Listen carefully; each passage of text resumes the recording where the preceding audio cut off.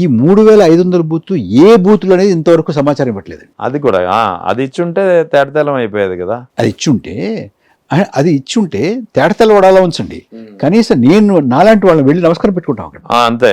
ఇప్పుడు ఎవరైతే last voter 2 గంటలకు ఓటేశారో కొంతమంది పాదపూజ చేయడానికి రెడీగా ఉంటారండి వాళ్ళకి. అవును, అంతే కదా. ఎందుకంటే మీకు తెలుసో తెలియదు రెహమాన్ గారు, ఎలక్షన్ కమిషన్ చాలా ఏళ్ల వరకు, ఇప్పుడు ఆయన పోయినట్టున్నారు, మనకి 51, 52లో జరిగినటువంటి ఎన్నికల్లో మొట్టమొదటి ఓటరు అని ఒక ఆయన ఫోటో ఇచ్చేవాడు. సమ్ లడాఖ్లోనే అక్కడ ఉండే. Okay okay. ఆయన ఫోటో. అలాగే గుజరాత్లో గిర్ ఫారెస్ట్లో ఒక గుడి ఉంది, చిన్న గుడి, మారుమూల కొండ మీద. అక్కడ పూజారి ఒక్కరే, బ్రహ్మచారి, ఫ్యామిలీ కూడా లేదు. ఆ ఒక్కరి కోసం ఒక పోలింగ్ బూత్ తెరిచారండి. అది మన ఎన్నికల సంఘం చాలా పెద్ద ఎత్తున ప్రచారం కూడా చేస్తారు.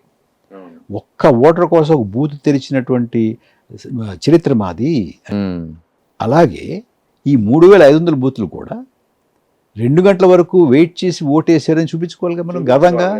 అలాగే 2 గంటలకి లాస్ట్ ఓటర్ అన్నారే, వారిని కూడా మనం ఫోటో తీసి చూపించుకోవాలి కదా.